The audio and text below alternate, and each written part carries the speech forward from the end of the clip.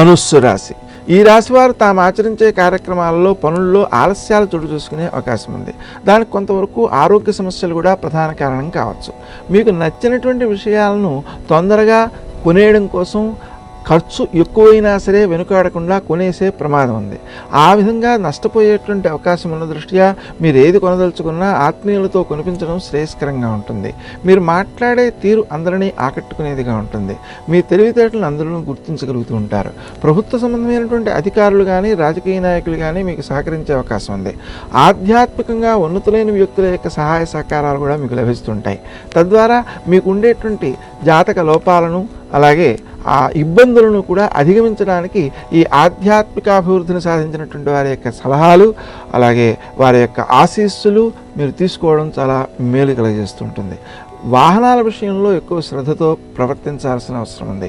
వాహనాలని అలంకరించడం కోసం కూడా కొంత ఖర్చులు అనవసరంగా చేస్తుంటారు. అంతేకాకుండా ప్రయాణ సమయంలో కూడా కొన్ని ఇబ్బందులను ఎదుర్కొనేటువంటి అవకాశం ఉంది.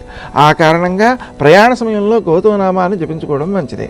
ముఖ్యంగా విద్యార్థులు నూతన విషయాలను తెలుసుకోవడం విషయంలో కొంత అశ్రద్ధ చూపించేటువంటి అవకాశం ఉంది.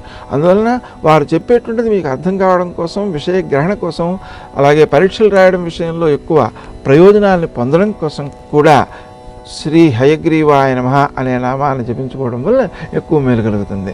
ముఖ్యంగా ఈ రాశి వారికి సంబంధించినటువంటి తల్లిదండ్రులు వాళ్ళు పరీక్ష రాసేటువంటి సమయంలో కూడా శ్రీ హయగ్రీవాయ నమః అనే మంత్రాన్ని 3 గంటలు జపించడం ద్వారా పిల్లల యొక్క అభివృద్ధికి మీరు దోహదం చేసిన వారు అవుతారు. అంతేకాకుండా ఆ పిల్లల యొక్క విద్యాసక్తి ఏదైతే ఉందో దాన్ని కూడా పెంపొందించిన వారు అవుతారు. అందువలన శ్రీ హయగ్రీవాయ నమః అనే నామాలను జపించడం తప్పనిసరి. ముఖ్యంగా మీరు ఆచరించేటువంటి కార్యక్రమాలలో సంతృప్తి కొంచెం దూరంగా ఉంటుంటుంది. అందువలన సంతృప్తితో సంబంధం లేకుండా కర్తవ్యాన్ని సమయానికి నిర్వర్తించాలి అనేటువంటి ధోరణిలోనే ప్రవర్తించడం తప్పనిసరి.